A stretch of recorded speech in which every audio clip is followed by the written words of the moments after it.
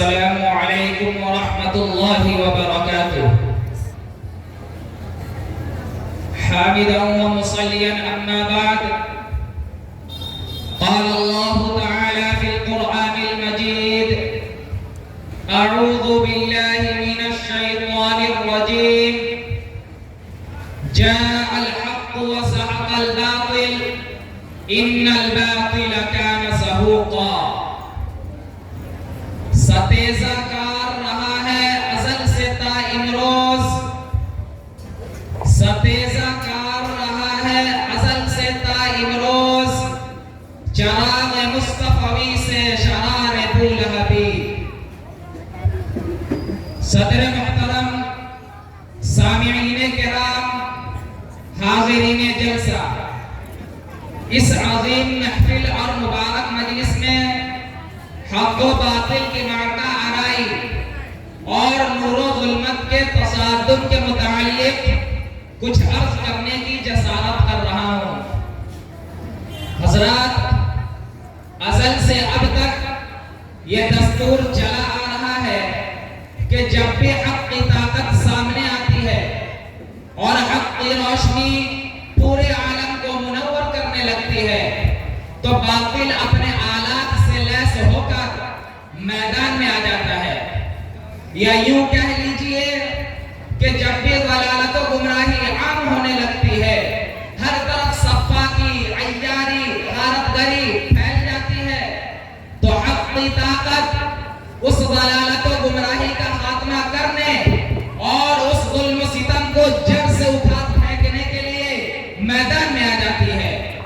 پھر حق و باطل کی طاقتوں میں ٹکر ہوتی ہے. باطل طرح طرح سے کوششیں کرتا ہے کہ حق کی طاقت کو پاش پاش کر دے، لیکن وہ خود ہی پاش پاش ہو جاتا ہے. تاریخ شاہد ہے کہ باطل کی طاقت جب بھی میدان میں آئی، حق نے ہمیشہ آگے بڑھ کر اس قوت کو ختم کر ڈالا. اور جب بھی کبھی فرعون وقت نے سر ابھارا، عصائے موسیٰ کی ضرب نے اس کے ٹکڑے کر دیے.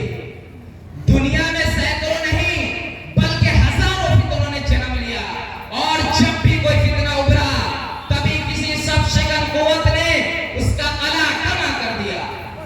تاریخ ہمیں بتاتی ہے، واقعات اس بات کی شہادت دیتے ہیں کہ فتنہ ارتداد کو کچلنے کے لیے سیدنا ابوبکر صدیق، خوارج کو ختم کرنے کے لیے حضرت علی، بنی امیہ کے مظالم کو مٹانے کے لیے حضرت عمر بن عبد العزیز، اخلاقی انحطاط کی اصلاح کے لیے حسن بصری، فتنہ خلق قرآن کو فروغ کرنے کے لیے امام احمد بن حنبل، فتنہ اعتزال کے لیے ابو الحسن اشعری، مردہ دلوں کی مسیحائی کے لیے شیخ عبد القادر جیلانی، صلیبی لڑائیوں کے لیے نور الدین زنگی، صلاح الدین ایوبی، تاتاری شہنشاہوں کے قلوب کو گرمانے کے لیے جلال الدین رومی، ہندوستان میں اسلامی تحریک چلانے کے لیے خواجہ معین الدین چشتی، شیخ شرف الدین یحییٰ منیری، شاہ ولی اللہ محدث دہلوی، الحاد اکبری کے لیے مجدد الفسانی، برطانوی سامراج کے مقابلے کے لیے مولانا محمد قاسم نانوتوی، مسیحیت کے بیٹکانی کے لیے مولانا محمد علی منگیری،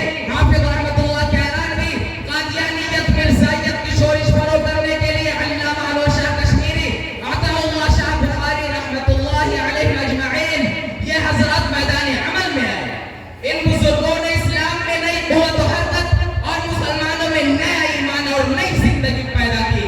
یہ افراد ذہنی، علمی، اخلاقی اور روحانی ہر اعتبار سے اپنے زمانے کے ممتاز ترین افراد تھے.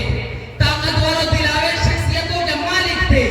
جاہلیت و دلالت کی ہر نئی ظلمت کے لیے ان کے پاس کوئی نہ کوئی ید پیسہ ضرور تھا.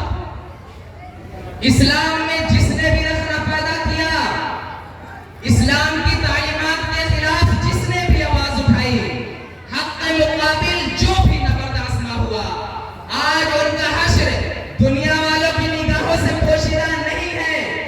تاریخ کے اوراق میں ان کا انجام آج بھی دیکھا جا سکتا ہے. ان کی آواز دبائی گئی، باطل کو چکنا چور کر دیا گیا، ان کے قلعوں کو مسمار کر دیا گیا. اس کے بالمقابل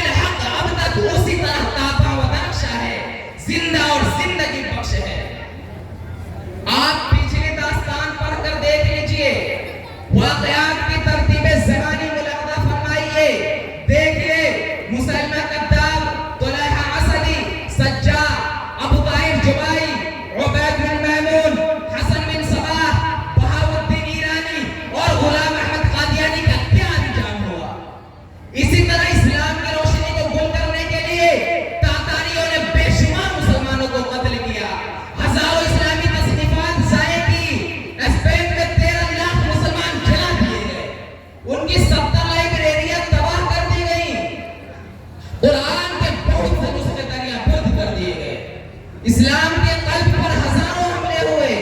एक तरफ बातिनियत और उसकी शाखें इस्लामी रूह और उसके निजाम अकायद के लिए सख्त खतरा का बायस थी, दूसरी तरफ मुसलमानों को जिंदगी से बेदखल करने के लिए सलेबियों की यूरिश और तातार का हमला काफी था। लेकिन इन सब के बावजूद क्या हक मिट गया? क्या इस्लाम का इस दुनिया से खात्मा हो गया? क्या मुसलमानों की तादाद में कुछ कमी हो गई? क्या उनके उलूम और फनून खत्म हो गए? क्या उनकी इक़्तिदार और रिवाज खत्म हो गई? नहीं, बिल्कुल नहीं, बल्कि तारीख हमें बताती है उसी बातिल के नरगे में हक के आगे खड़े हो गए, उन्हीं सनतखानों में हक को इस्लाम के पास जा मिल गए। इकबाल मरहूम ने इसी तरफ इशारा किया है आया यूरिशे तातार के फसाने से, है आया यूरिशे तातार के फसाने से, पासबा मिल गए काबे को सनम खाने से। मोहतरम हज़रात, मुख्तसर ये कि हक को सदाकत को इन मौजों का हमेशा साबका पड़ा है। इनमें बास मौजें इस कदर बुलंद हुई कि उन्होंने आसमान छू लिया, लेकिन